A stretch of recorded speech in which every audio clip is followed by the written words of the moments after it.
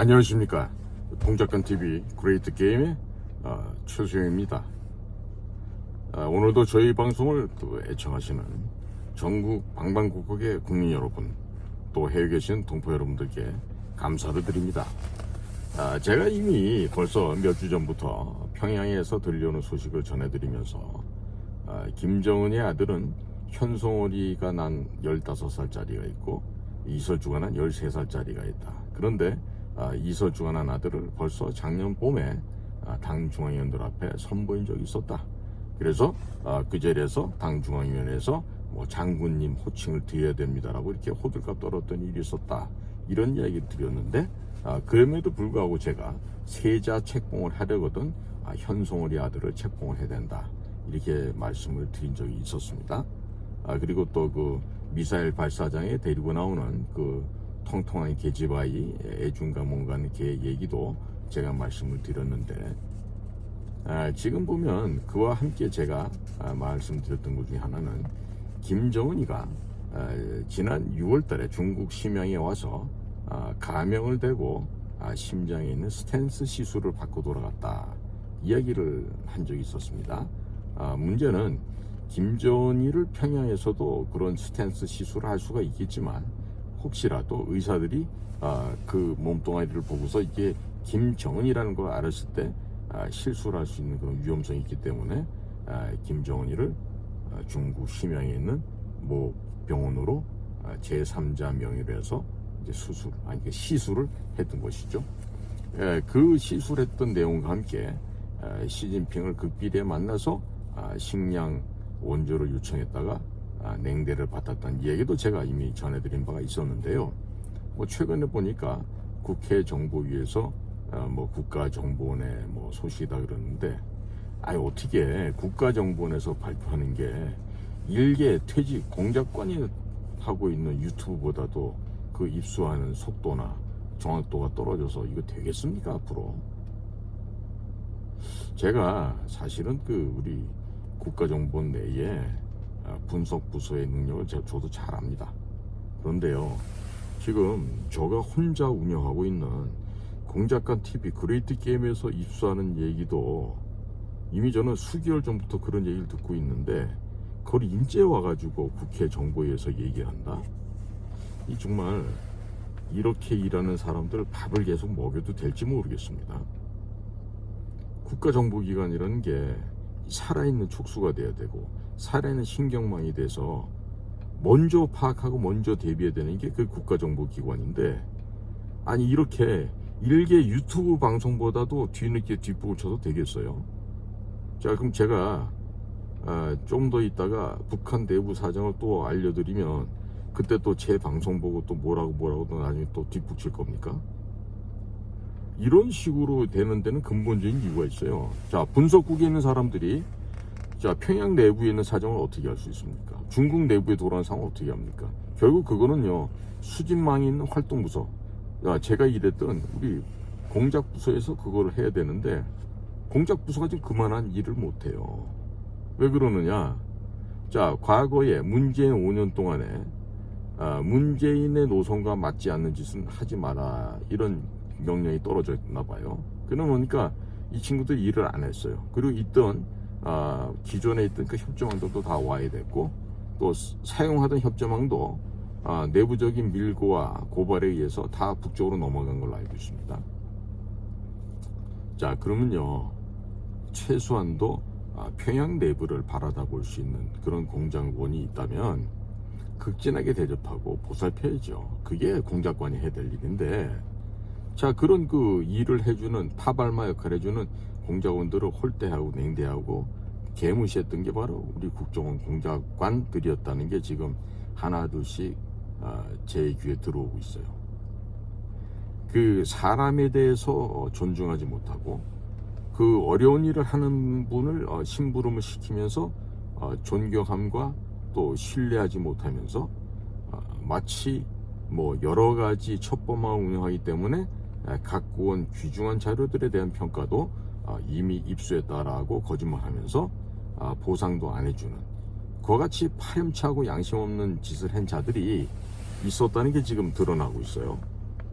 그러면 제가 과거에 근무할 때도 보면은요, 돈 떼먹는 것을 밥 먹듯이 하는 그런 인간들이 있었어요. 국가 일을 한다 그러면서 심지어는 이 공작원을 운영하고 공작 사업을 하는 그 철 자체가 소설이었던 그런 자가 있었어요. 결국에 파면은 못 당하고 해임을 아마 끝나는 걸로 아는데, 이제 그거보다 더 악랄했던 놈들이 있죠. 우리 흑색의원 파견해놓고 그 돈을 같이 해서 뒤로 빼먹고. 근데 그런 짓을 해도요, 국장까지 가요. 지부장도 해요. 그러니까 그렇게 거짓말과 양심 없음으로 일관하는 자들이 한 가지 잘하는 게 있어요. 위에다 대고서 아첨을 잘하죠. 아부를 잘하고, 또 때 되면 돈 갖다 바치기도 하고, 또 극진한 상품을 또 사서 또 진상하기도 하고. 그러니까 그렇기 때문에 정확한 첩보망이 없는 거예요. 자, 미국의 CIA는 소비에트 연방이라는 것을 공작을 해서 무너뜨렸어요. 우리 대한민국은 왜 못했을까요?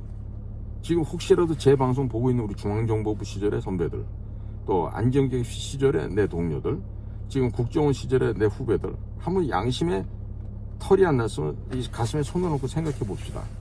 나는 과연 책정된 공작금을 양심에 거린 것 없이, 하늘 앞에 하늘 우러러 한치의 거짓도 없이 나는 그 돈을 공작 활동 비용에 전액 사용했습니다. 과연 이러한 말을 정정당당하게 늠름하게 할 수 있는 공작관이 몇 명이나 있을까요? 과연 몇 명이나 있을까요? 제가 묻습니다. 그렇기 때문에 정확한 첩보가 안 들어오는 거예요. 네? 중간에 돈 떼먹고, 그 떼먹은 돈으로 윗놈하고 골프 치러 가고, 술집 가서 아가씨 나는 술집에서 가서 아첨하고, 그 짓을 했기 때문에 아직도 북한이 안 무너지고 살아있는 거예요. 근데 다행히 대한민국이 먹히진 않았어요, 북한에. 왜 그런지 아시죠? 제가 늘 얘기합니다. 대한민국이 부패한 게 100이면요, 북한 애들은 100만이에요, 100만. 우리보다 훨씬 부패가 심하기 때문에 우리가 북쪽 성냥이들한테 안 먹혔어요.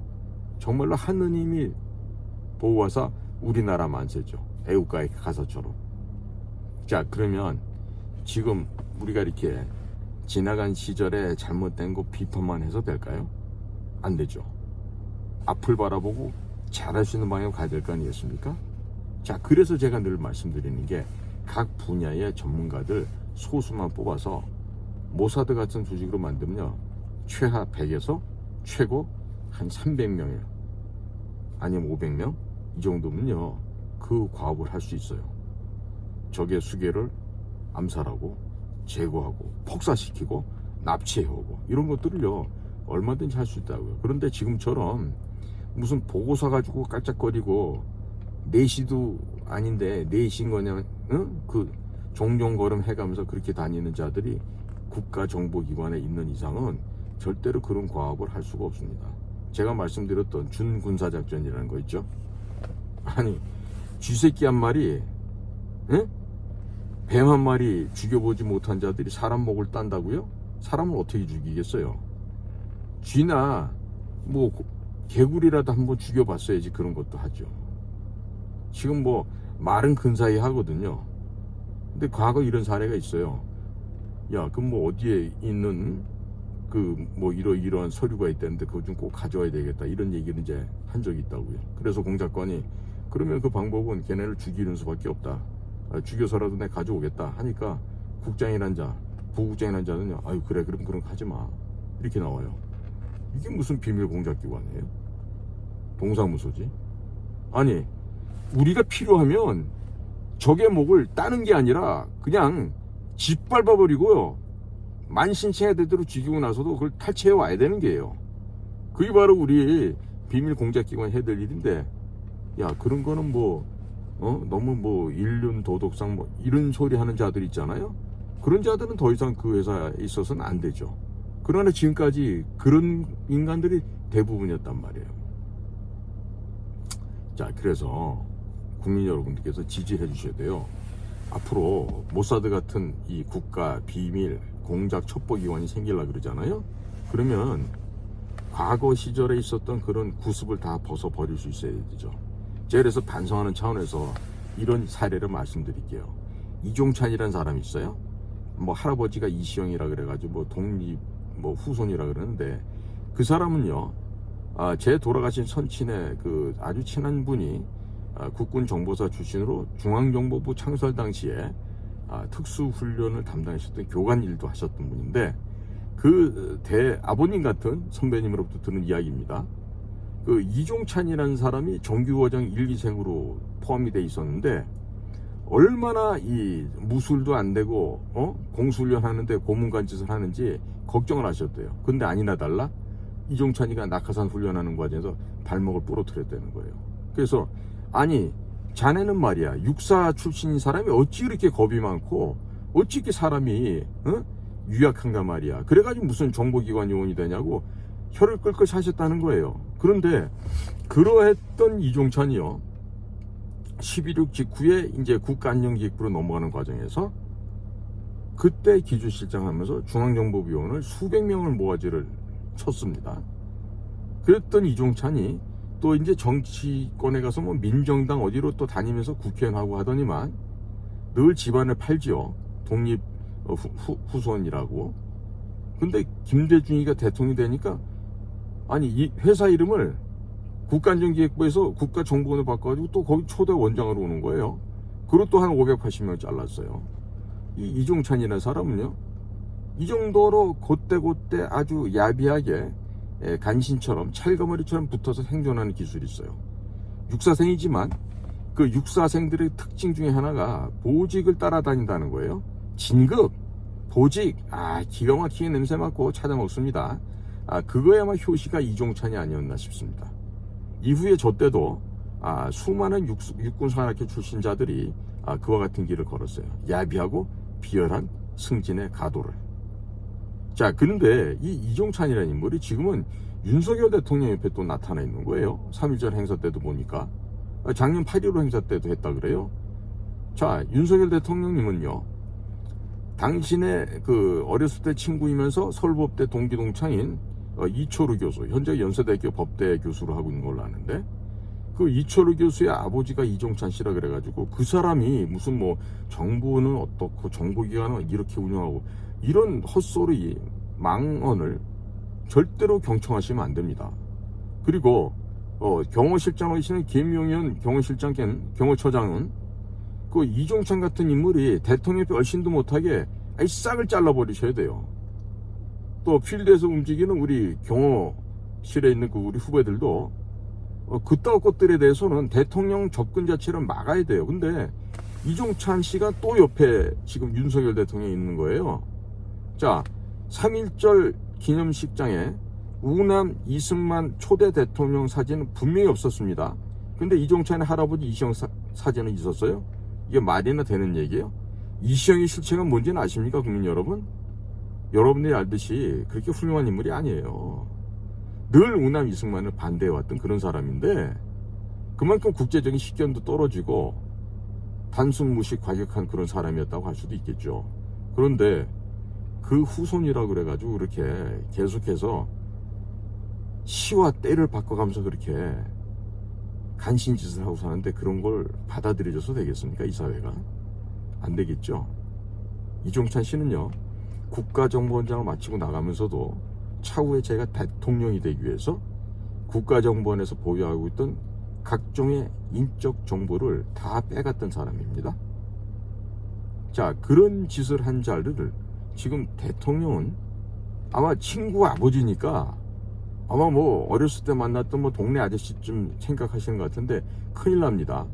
그 간교함과 간특함은 이미 여우와 늑대 수준을 넘어선 자가 바로 이종찬이라는 자예요. 그 생긴 그 얼굴 관상을 보세요. 얼마나 그 비열하고 비겁한 관상을 하고 있는지. 해서 지금 우리가 매우 중차대한 국가 대변혁 기조를 지금 앞두고 있는데요. 그러한 그 잡티가 자꾸 이 국가 정상화 작업에 들어와서는 안 돼요. 자, 경호실 또 경호처장께 간곡하게 부탁합니다. 이종찬이가 두 번 다시 윤석열 대통령 옆에 나타나지 못하도록 그 손발을 다 묶어버리시기 바랍니다. 오늘도 저희 공작관 TV 그레이트 게임을 경청해 주셔서 감사를 드립니다. 고맙습니다.